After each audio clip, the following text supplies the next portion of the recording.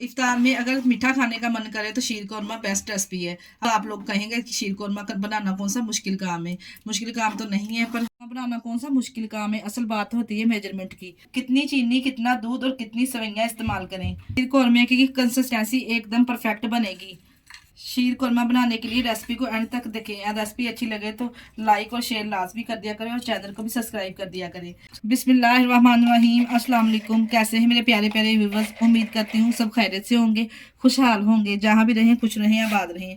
आज आप लोगों के लिए मीठे की ऐसी लेके आई हूँ जो आप इफ्तार दावत पे भी इसको बना सकते। ईद पे तो इस रेसिपी को आप सेव कर लें। यकीन जानिए इस रेसिपी को अगर आप बनाएंगे ना तो मीठा खाने वाले हाथों को रोक नहीं पाएंगे, जितना मज़ेदार माशाल्लाह से बन के तैयार होता है। चले जी, फिर देर किस बात की, मज़ेदार सी शीर कौरमे की रेसिपी को बनाना स्टार्ट करते हैं। चलते हैं रेसिपी की तरफ। बनाने के लिए सबसे पहले एक बर्तन में हमने 2 लीटर दूध ऐड कर लेना है। दूध को बॉयल आने तक पकाएंगे, तब तक हमने चीनी को कर्मलाइज कर लेना है।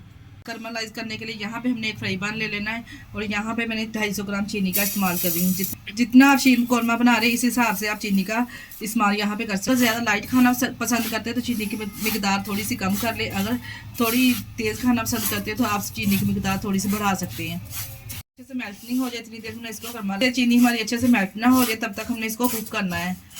जब तक चीनी हमारी मेल्ट हो रही है चलते हैं हम दूसरे स्टेप की तरफ। चीनी हमारी अच्छे से मेल्ट हो गई, कैरमलाइज हो चुकी है। अब हम चलते हैं नेक्स्ट प्रोसेस की तरफ। इसको उतार देंगे।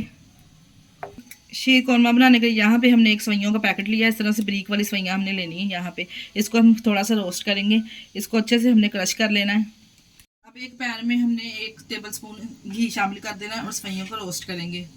घी जब गर्म हो जाए तो हमने इसमें शामिल कर देनी है इस तरह से क्रश की हुई सवइयाँ। तो इसको हम रोस्ट करेंगे कि इसमें अच्छा सा क्रंच आ जाए और कलर थोड़ा सा इसका चेंज हो जाए। दूध में अच्छे से बॉयल आ जाएगा तो दूध में हमने जो कर्मलाइज की हुई चीनी को इसमें शामिल कर देंगे। आप लोग कहेंगे कि चीनी आप ऐसे भी डाल सकते थे शीर कौरमे में, इसलिए हमने इसको कर्मलाइज करके डाला है कि इसका फ्लेवर रिच कलर और फ्लेवर देगा, इसलिए हमने इसको चीनी को कर्मलाइज करके शामिल किया है। कौरमे का इस तरह से कलर बहुत ही ज़बरदस्त आएगा।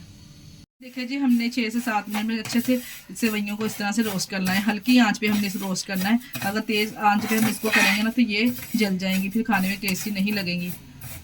अब इसको दूध में शामिल करेंगे।